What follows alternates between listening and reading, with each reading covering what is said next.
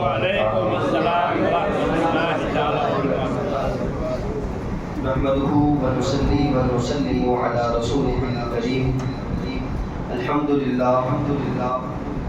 لله رب العالمين والعاقبة للمتقين والصلاة والسلام على سيد الأنبياء والمرسلين وعلى آله وأصحابه وأزواجه وأهل بيته وذرياته وإطرته وخدامه وأشراقه وجنوده وعلى علماء شريعته وأولياء طريقته وشهداء محبته وأنبياء أمته وعلينا معهم يا أكرم الأكرمين ويا غياث المستغيثين يا أرحم الراحمين. أما بعد وأعوذ بالله من الشيطان الرجيم. بسم الله الرحمن الرحيم. إنما الأعمال بالنيات. صدق الله المولانا العظيم وبلغنا رسوله النبي الأمين المتين المبين الكريم الرؤوف الرحيم ونحن على ذلك لمن الشاهدين والشاكرين والذاكرين والحامدين والحمد لله رب العالمين. برہان واجب الوجود صاحب مقام محمود منشاء رب ودود یعنی حامد و احمد و محمد و محمود صلی اللہ تعالیٰ علیہ وسلم کی بارگاہ بے کسمنا میں بلند آواز سے درود پاک پڑھیں.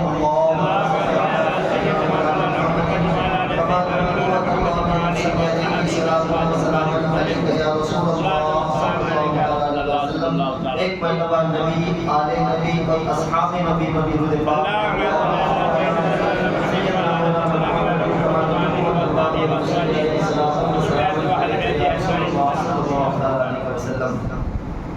مختصر سی میری کہانی ہے، جو بھی ہے بس ان کی مہربانی ہے، اور جتنی سانسوں نے ان کا نام لیا بس وہی میری زندگانی ہے.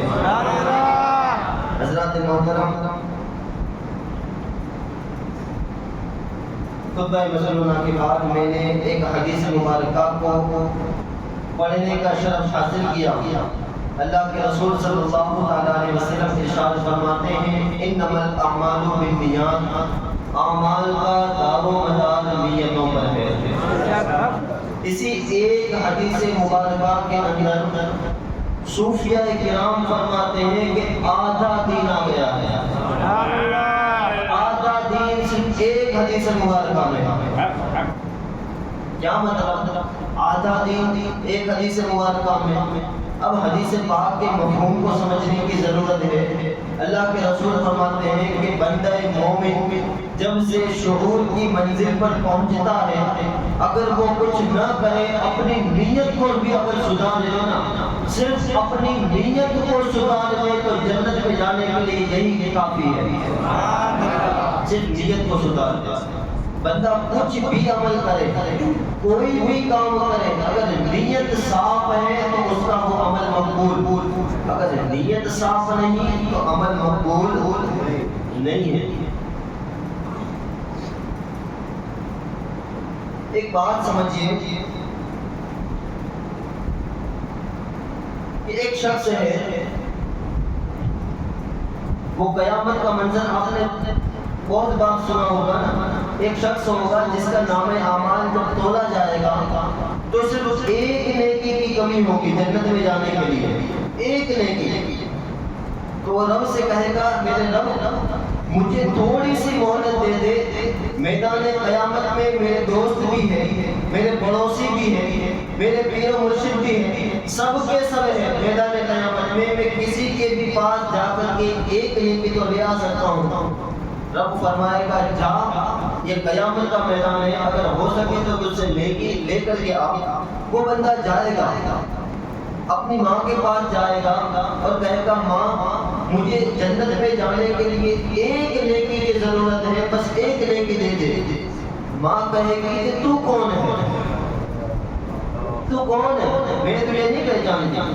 کہے گا میں تیرا بیٹا ہوں. کہا وہ دنیا تھی، یہاں نہیں. تو دنیا میں میرا بیٹا تھا، یہاں نہیں. یہاں تو سب اللہ کے بندے، یہاں کوئی کسی کا نہیں. اب اپنے باپ کے پاس جائے گا، وہاں سے بھی یہی جواب. اپنے دوست احباب کے پاس جائے گا، وہاں سے بھی یہی جواب. پھرتا پھرتا پھرتا پھرتا وہ بندہ ایک ایسے شخص سے ملاقات کرے گا جس نے دنیا میں اللہ کو راضی کرنے کے لیے کسی سے دوستی کی تھی، نیت اچھی رکھ کر کے کسی سے دوستی کی تھی، اس سے کہے گا کہ بھائی دیکھ میں جنت میں جاؤں لیکن صرف ایک نیکی کی کمی ہے، اگر ایک نیکی تو دے دے گا تو میں جنت میں چلا جاؤں گا۔ کہا اچھا تیرے پاس ایک نیکی کی کمی ہے، میرے پاس تو ہے ہی ایک نیکی، میرے پاس تو ایک ہی نیکی ہے، جب تو 99 نیکی سے جنت میں نہیں جا سکا تو میں ایک نیکی سے جنت میں کیا چلا جاؤں گا جہاں میں نے ایک نیکی تجھے دے دی۔ نیت بدل گئی، اب نیت کسی انسان کا بھلا کرنا چاہتی ہے، نیت سامنے والے انسان کا اچھا کرنا چاہتی ہے، جیسے نیت بدلی اب وہ بندہ ایک نیکی لے کر کے دوڑتا ہوا رب کی بارگاہ میں جاتا ہے، کہتا ہے خدا دیکھ میں ایک نیکی لے کر کے آیا، ایک نیکی لے کر کے آیا۔ خدا کہے گا کس سے دی نیکی؟ کہا کہ میرا ایک دوست تھا، اس نے تیرے رضا کے لیے مجھے ایک نیکی دے دی۔ رب فرمائے گا کہ وہ بندہ ہو کر کے اتنا بندہ نواز ہے تو میں خدا ہو کر کے کتنا بندہ نواز ہوں گا؟ اس نے تجھے ایک نیکی دے دی ہے، اے تمام فرشتوں تم گواہ ہو جاؤ، نیکی لینے والے کو اور نیکی دینے والے دونوں پر میں جنت کو واجب کر دیتا ہوں۔ دی تو کتنی نیکی دی؟ ایک نیکی، لیکن ملا کیا؟ جنت مل گئی۔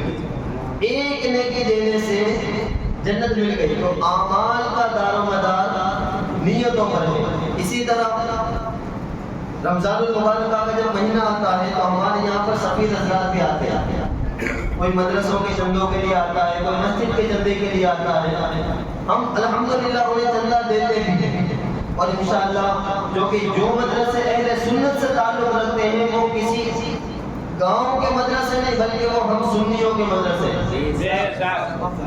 شرط یہ ہے کہ وہ مدرسہ اہل سنت والجماعت کا مدرسہ ہو، اگر وہ مدرسہ اہل سنت والجماعت کا مدرسہ ہے تو وہ ہم سنیوں کا مدرسہ ہے۔ جب ہم اس پہ زکوٰۃ دیتے ہیں نا تو زکوٰۃ للہ امداد جو بھی آپ کہہ دیجیے جو بھی دیتے ہیں اس میں بھی نیتیں بنا لیجیے۔ علماء کرام فرماتے ہیں، مثلا میں آپ کو بتا دوں، ایک شخص ہے 10 روپے دیے، صرف کتنے؟ 10 روپے، لیکن نیت کر لی کہ میرے والد جو مرحوم ہو گئے نا، میرے والد جن کا انتقال ہو گیا ان کے ایصال ثواب کے لیے دے رہا ہوں۔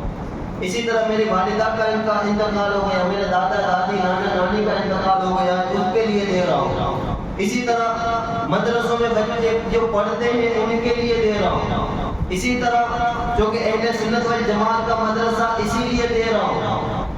دیے 10 ہی روپے ہیں، اگر 1000 نیتیں کر لی تو اللہ 10 کا ثواب نہیں بلکہ 1000 کا ثواب عطا فرماتا ہے۔ تو جب بھی کوئی مدرسے سے سفیر آئے نا تو زیادہ سے زیادہ نیتیں کر کے ان میں زکوٰۃ صدقات یا خیرات دیا کریں، جتنی نیتیں زیادہ ہوگی اللہ اتنا ہی ثواب زیادہ عطا فرمائے۔ اب مجھے بابا فرید کی یاد آ رہی جو کہ رمضان المبارک کا مہینہ، بابا فرید رحمۃ اللہ تعالیٰ علیہ مسجد کے دروازے کی سیڑھیوں پر چڑھ رہے تھے، ایک شخص کو یہاں پر مسجد کے سیڑھیوں پر چپل پڑے ہوئے تھے، انہی چپلوں کے اوپر شیطان کو آلوڑتے ہوئے دیکھا، پوچھا تو یہاں کیا کرا؟ تو یہاں کیا کرا؟ کہا کہ اندر بندے نماز پڑھ رہے ہیں، میں انہیں بہکانے کے لیے آیا ہوں۔ بابا فرید فرماتے پھر بہکاتا کیوں نہیں، اندر کیوں نہیں جاتا؟ کہا کہ اندر جانے کے لیے سحر میں ایک روزے دار آرام کر رہا ہے، ایک روزے دار آرام کر رہا ہے، اندر 100 لوگ نماز پڑھ رہے ہیں، باہر ایک بندہ جو روزے سے وہ آرام کر رہا ہے، اس کے منہ سے سانس نکلتی ہے، میرا بدن جلنے لگتا ہے، اس ایک روزے دار کی وجہ سے 100 نمازیوں کو بہکانے سے میں پرہیز کر رہا ہوں، اللہ اکبر، ایک روزے دار کی وجہ سے۔ اب آپ کو پتا ہے وہ روزے دار کون سا تھا؟ بابا فرید فرماتے ہیں کہ رمضان کا مہینہ تو تھا نہیں، اس میں تو شیطان قید ہو جاتے ہیں، تو جو وہ روزے دار تھا اس نے رکھا تھا نفلی روزہ. تو جب نفلی روزے رکھنے کا یہ حال ہے تو رمضان کے فرض روزے رکھنے کا ثواب کتنا ہوگا؟ مجھے بتائیے رمضان کے روزے رکھنے چاہیے کہ نہیں؟ اپنے بچوں کو رکھوانے چاہیے کہ نہیں؟ اور جب روزے رکھنے چاہیے تو روزے کی نیتیں معلوم ہونی چاہیے, روزے کے مسائل معلوم ہونے چاہیے. کیوں؟ اس لیے کہ روزہ جتنا فرض ہے اتنے ہی روزے کے مسائل بھی فرض ہیں. اللہ کے رسول نے فرمایا طلب العلم فریضۃ علی کل مسلم و مسلم اور کما قال, فرماتے ہیں کہ ہر مسلمان مرد عورت پر علم دین کا حاصل کرنا یہ فرض ہے. تو جب ہم روزے رکھتے ہیں تو روزے کے مسائل بھی جانیں گے, جب ہم نماز پڑھتے ہیں تو نماز کے مسائل بھی جاننے پڑیں گے. تو آئیے ہم جو کہ روزے سے ہیں تو روزے کے مسائل جانتے ہیں. تو سب سے پہلے تو میں ایک حدیث پاک سنانا چاہتا ہوں. اللہ کے رسول صلی اللہ علیہ وسلم ارشاد فرماتے ہیں, اور یہ حدیث بخاری شریف اور مسلم شریف کی متفق علیہ حدیث پاک ہے.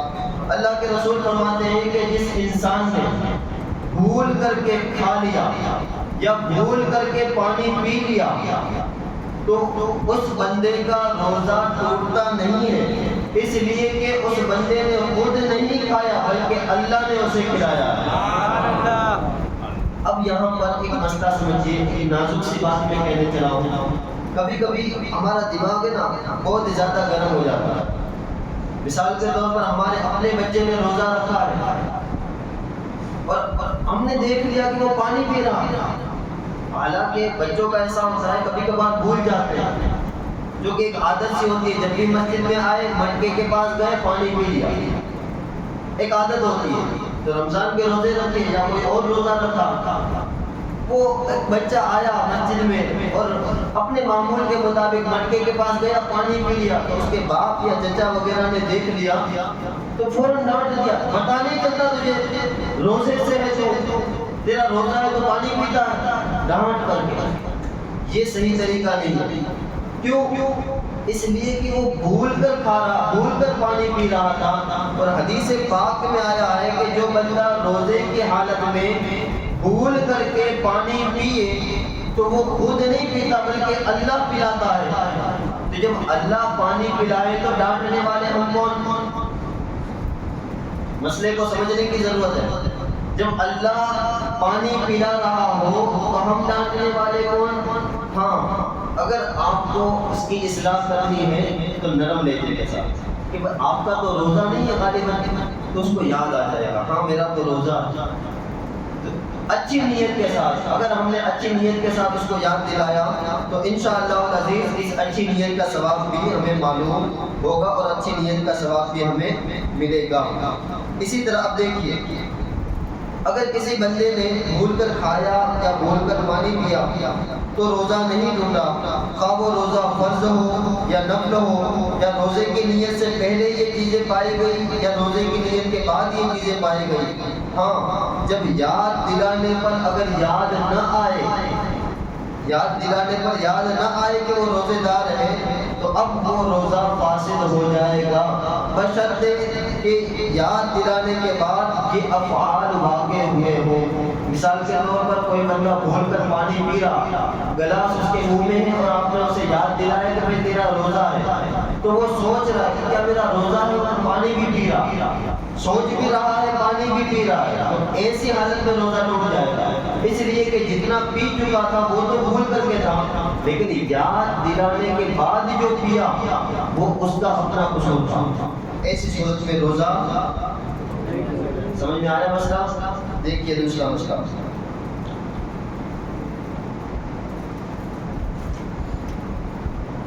دوسرا مسئلہ کچھ اس طرح ہے کہ اگر اڑتی اڑتی مکھی آئی اور حلق میں اتر گئی, اسی طرح جمعرات کا دن تھا, شام کو مزار وغیرہ پر لوہا اگربتی کرنے میں دھواں زیادہ ہو گیا اور بغیر ارادے کے اگر دھواں حلق سے نیچے اتر گیا یا غبار جو اڑ رہا تھا, دھول وغیرہ اڑ رہی تھی, وہ گلے کے نیچے اگر اڑ گئی, گلے کے نیچے اتر گئی تو ان تمام صورتوں میں بھی روزہ نہیں ٹوٹتا۔ البتہ اس بات کا خیال رکھنا چاہیے کہ جہاں لوبان اور اگربتی ہوتی ہو وہاں اس کے دھویں کے پاس جا کر کے اگر کوئی بندہ سانس کھینچے، اس طرح اگر سانس کھینچے اور اس سانس کے اندر دھواں جائے اور اس کا مزہ حلق میں محسوس ہو تو روزہ ٹوٹ جائے گا۔ لہذا اسی لیے علماء کرام فرماتے ہیں یہ مسئلہ کہ اگر ہو سکے بنتی کوشش رمضان کے روزوں کے درمیان لوبان میں دھویں زیادہ نہیں کرنے چاہیے، خوشبو چاہے جتنی بھی ہو دھویں کم رکھنے چاہیے۔ اب دیکھیے بات کرتے ہوئے اگر دھوپ ہونٹ پر آ گیا اور اسے پی لیا واپس تو ایسی صورت میں روزہ نہیں ٹوٹے گا۔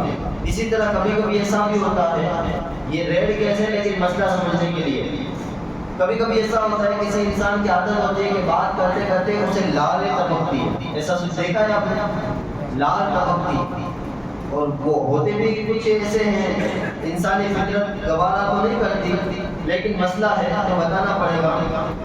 کچھ لوگوں کی جب لال ٹپکتی ہے تو واپس سینچ لیتے ہیں اور اسے پی جاتے ہیں، تو اس کا مسئلہ خاص سماعت کیجیے۔ اگر لال ٹپک رہی ہے تو جو لال کا دھاگا بنتا ہے نا، دھاگا، اگر وہ دھاگا ٹوٹا نہیں ہے اور اس نے سینچ لی وہ لال واپس اس نے سینچ لی تو روزہ نہیں ٹوٹا۔ لیکن اگر دھاگا ٹوٹ گیا اور اس نے سینچا اور جو بچا تھا اسے بھی واپس اس نے پی لیا تو ایسی صورت میں روزہ ٹوٹ جائے گا۔ تو اس مسئلے کو خاص یاد رکھیے۔ اسی طرح وہ آپ نے سنا ہے ایک لفظ آتا ہے مکھی جوس، وہ لفظ سنا مکھی جوس۔ اگر کسی انسان نے، اللہ بچائے مسئلہ ہے میں اپنی طرف سے تو نہیں کہہ رہا ہوں، یہاں لکھا ہوا ہے کہ مکھی حلق میں چلی گئی تو روزہ نہ گیا، لیکن اگر کسی نے جان بوجھ کر کے مکھی کھا لی تو روزہ ٹوٹ جائے گا۔ دیکھیے بظاہر تو یہ ایک ریڈ گیس ہے اور ہنسنے والی بات معلوم ہوتی ہے، لیکن یہاں پر ہماری شریعت کا اعجاز نظر آ رہا ہے۔ اعجاز کیا ہے کہ یار شریعت دیکھو تو صحیح کس حد تک جا کر کے ہماری رہنمائی کرتی ہے۔ جو چیز انسان کرتا بھی نہ ہو جان بوجھ کر، ایک صحیح سارے انسان نہ کرتا ہو، شریعت وہاں جا کر کے بھی رہنمائی کرتی ہے کہ بندے اس طرح نہیں کرنا۔ دنیا میں ایسا دین واحد مذہب اسلام ہے۔ اس مسئلے سے نہ صرف مسئلہ بلکہ ہماری شریعت کا اعجاز بھی ہمیں پتہ چل جاتا ہے۔ اب دیکھیے تیل، وہ تل بولتے ہیں نا ہم اپنی زبان میں، تل، اس کا قد کتنا ہوتا ہے؟ چنے سے کم ہوتا ہے۔ اور شریعت کا مسئلہ ہے کہ کوئی چیز اگر چنے کی دانے کے برابر ہے اور اسے نگل لیا تو روزہ ٹوٹ جاتا ہے، لیکن اگر چنے کے دانے سے کم ہے اور نگل لیا تو روزہ نہیں ٹوٹتا۔ یہ مسئلہ تو سب نے سنا ہے، لیکن اسی سے ملتا جلتا ایک خاص مسئلہ، اگر تل یا اس کے برابر کوئی چیز اس نے چبائی اور اس کا مزہ پورے منہ میں پھیل گیا اور وہ چیز اگر اس نے حلق سے نیچے اتاری تو اگرچہ وہ تل چنے کے دانے سے کم کی مقدار کا تھا، اس کے باوجود بھی روزہ ٹوٹ جائے گا۔ کیوں؟ اس لیے کہ یہ لذت والی چیز تھی، تو لذت والی چیزیں اگرچہ چنے کے دانے سے کم ہی ہو، ایسی صورت میں روزہ ٹوٹ جاتا ہے۔ اچھا، کچھ مرد جو ہوتے ہیں نا وہ بہت سخت مزاج کے ہوتے ہیں، اپنی بیوی پر ظلم کرتے ہیں، اسی طرح اپنی بیوی کو یا تو مارتے ہیں یا کچھ مارتے نہیں ہیں تو گالیاں وغیرہ دیتے ہیں، یا گالی نہیں دیتے تو پڑوسیوں کے سامنے بے عزت کرتے ہیں وغیرہ وغیرہ، یا بڑوں کسی کے سامنے نہ بھی کریں کیونکہ اپنی تو عزت نفس ہے نا، ہر عورت کا ایک اپنا دل ہوتا ہے، اس کے بھی دل کو ٹھیس پہنچتی ہے۔ تو اب اگر کوئی عورت روزے سے اور وہ کھانا بنا رہی ہے اور اسے غالب گمان ہے کہ اگر میرے کھانے میں نمک زیادہ ہو گیا تو میرا شوہر مجھے مارے گا، یا اگر مارے گا نہیں تو گالیاں دے گا، پڑوسیوں کے سامنے بے عزت کرے گا وغیرہ وغیرہ۔ تو اگر ایسا بد اخلاق شوہر کسی عورت کا ہے تو اس روزے دار عورت کو شریعت اجازت دیتی ہے کہ وہ کھانا بناتے وقت سالن یا جو بھی چیز وہ بنا رہی ہو اسے چکھ سکتی ہے، اگرچہ روزے دار، لیکن شریعت نے اس کی عزت نفس کا خیال رکھا ہوگا۔ لیکن یہ تمام عورتوں کے لیے نہیں ہے، بلکہ کس کے لیے ہے؟ جس عورت کا شوہر بد اخلاق ہو، بد مزاج ہو، اس کے لیے یہ اجازت ہے۔ اور ایک چیز یہ بھی کہ عام طور پر دیکھا گیا ہے افطاری کم کی جائے، تو افطاری کے اندر ہمارے بیرم گاؤں کے اندر اور خاص کر میں جہاں پر امامت کرتا ہوں وہاں پر 2 طرح کی سائرن بجتی ہے۔ ایک تو وہ جو 6:55 پر بجتی ہے، اور ایک وہ جو 6:58 پر بجتی ہے۔ تو عوام اس مسئلے کا شکار رہتی ہے کہ ہم کس سائرن پر، کس وسل پر روزہ کھولیں۔ ایسا ہوتا ہے، یہاں پر ہوتا ہے، یہاں پر ہوتا ہے، سمجھ رہے ہیں؟ سمجھدار لوگ۔ تو عوام اس مسئلے کو اکثر پوچھا کرتی ہے کہ ہم کب روزہ کھولیں۔ تو دیکھیے اسی کتاب کے اندر یہاں پر لکھا ہوا ہے، یہ کتاب ہے فقہ حنفی کی عادت بنانے والی کتاب۔ اس مسئلے میں لکھا ہوا ہے کہ سورج کے غروب ہونے کا غالب گمان جہاں تک نہ ہو تب تک روزہ افطار نہیں کریں گے۔ تو جن لوگوں کی سائرن اور وزن 6:55 پر ہوتی ہے نا، ان کے وہاں غالب گمان جیسے کوئی چیز ہی نہیں، ان کے وہاں سورج ڈوبا نہ ہے جب روزہ کھول لو، بس بات ختم۔ ہو سکتا ہے 1 منٹ کی وجہ سے کسی کا روزہ چلا جائے، لیکن اس کتاب کے اندر لکھا ہے کہ جب تک غالب گمان نہ ہو سورج کے ڈوب جانے کا، اس وقت تک روزہ افطار نہ کرے۔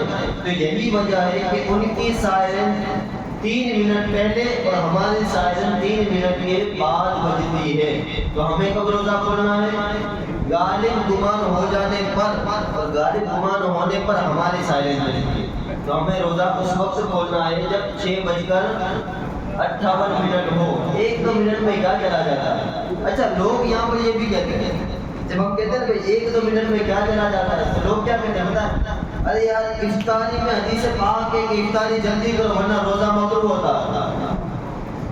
حالانکہ یہ حدیث کچھ ہے اور لوگ کچھ سمجھ رہے ہیں۔ ایسی بہت ساری حدیث پاک ہے۔ آپ نے سنا ہے، آپ نے ویڈیو دیکھے ہوں گے، مدینہ شریف کے اندر جب کسی کا انتقال ہو جاتا ہے، اللہ ہمیں بھی وہاں موت نصیب فرمائے۔ مدینہ شریف میں کسی کا انتقال ہو جاتا ہے نا، تو وہ والے لوگ ہیں نا جنازہ لے کر کے دوڑتے جنازہ لے کر کے۔ اور ہمارے یہاں کا حال کیا ہوتا ہے؟ آہستہ آہستہ چلتا ہے۔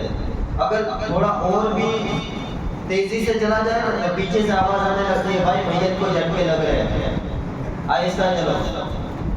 ہوتا ہے نا ہمارے یہاں یہی ہوتا ہے، اور الحمدللہ ہونا بھی یہی چاہیے۔ لیکن ان سے اگر پوچھو کہ بھائی جنازے کو لے کر دوڑتے کیوں ہو، تو کہتے ہیں پتہ نہیں، جنازے کو جلدی دفن کرنے کا حکم ہے۔ ارے جلدی دفن کرنے کا حکم ہے، دوڑنے کا تو حکم کہاں سے لایا؟ تو یہی باتیں ہیں کہ حدیثیں کچھ ہوتی ہیں، سمجھتے کچھ ہے۔ تو یہاں پر حدیثیں ہیں، حدیث پاک ہے کہ افطاری میں جلدی کرو، لیکن اتنی بھی نہیں کہ روزہ ہاتھ سے چلا جائے، کم سے کم اتنی کہ آپ کا روزہ مکمل ہو جائے اور آپ کو غالب گمان ہو گیا کہ ہاں اب سورج غروب ہو گیا، تو اب تاخیر مت کرو۔ یا اسی طرح اگر 6:58 پر روزہ کھلتا ہے تو بغیر کسی وجہ کے 7:30 بجے روزہ مت کھولو۔ یہ ہے حدیث پاک کا اصل مفہوم۔ 1-2 منٹ سے روزہ مفہوم نہیں ہو جاتا، اور ہماری شریعت اتنی تنگ نظر نہیں ہو سکتی کہ 1-2 منٹ اگر اوپر ہو جائے تو روزے کو مکروہ کہہ دے۔ ना بندہ اپنے رب کو راضی کرنے کے لیے روزہ رکھتا ہے تو رب کبھی 1-2 منٹ کی وجہ سے بندے کے روزے کو مکروہ نہیں کر دے گا. بندے نے خدا کا لحاظ پورے دن رکھا, خدا بندے کا لحاظ 2 منٹ نہیں رکھے گا. اس مسئلے کو سمجھنے کی ضرورت ہے. تو حدیث پاک میں ہے کہ افطاری جلدی کرو لیکن غالب گمان ہو جائے اس وقت. لہٰذا جب تک غالب گمان نہ ہو اس وقت تک افطار نہیں کی جائے گی. تو کون سی مثل پر ہمیں روزہ کھولنا ہے؟ ہماری مثل پر. اللہ تبارک و تعالیٰ کی بارگاہ میں دعا ہے جو کچھ بھی مسائل بیان ہوئے اس پہ ہم سب کو عمل کرنے کی توفیق اور رفیق عطا فرمائے. اور ایک مسئلہ یہ بھی خاص انہوں نے دھیان دلایا کہ سحری کے وقت وصل سے پہلے سارے کام کاج میں کر لیتے ہیں. اگر 5 بج کر آج کا کون سا وقت ہے 5 بج کر 22 سے 23 منٹ جو بھی مان لیجیے آج کا 23 منٹ ہے 5 بج کر 23 منٹ تو 5 بج کر 20 منٹ تک آپ کو اپنے تمام کام کر لینے ہیں.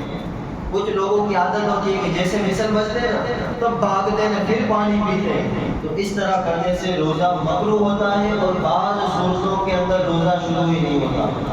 لہذا اس مسئلے کو بھی خاص یاد رکھیں. وما علینا الا البلاغ. السلام علیکم ورحمۃ اللہ.